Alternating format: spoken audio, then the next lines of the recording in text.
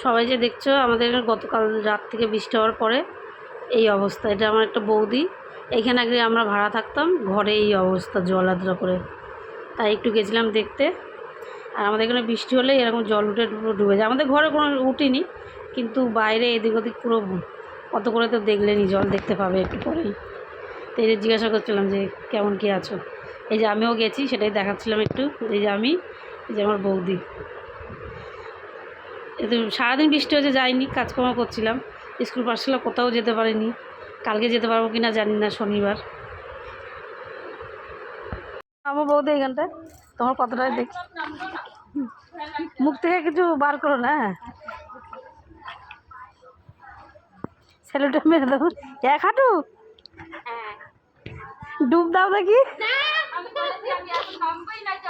আরে ডুব দাও জলের মধ্যে। তুমি কোথায় দাঁড়িয়ে, নিচে যাবো। এ ভাবির মুখও দেখা যাচ্ছে না।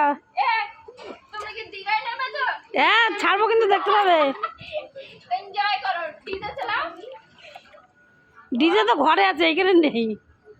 ওইখানটা লাইট দেখা যাচ্ছে, ওই যে ঝিলের ওইখানে কেউ আছে নাকি ওপারে?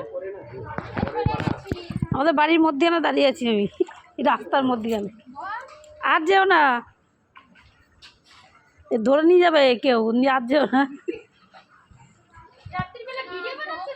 হ্যাঁ ছাড়বো তো, তোমার মুখটা দেখা যাচ্ছে না ঠিকঠাক।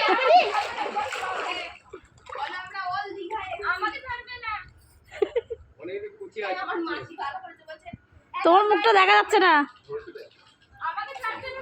আরে তোমার দেখাই যাচ্ছে না, অন্ধকার দাঁড়িয়ে আছো তুমি।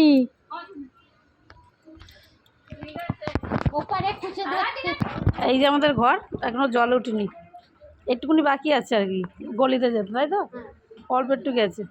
না অত অবধি যায় না, আমাদের ওই কল অবধি যায়। আর ওই দিক থেকে এখনো উঠিনি, পিছন দিয়ে। চলো দেখি তোমার ঘরে কেমন জল উঠেছে, দেখে আসি।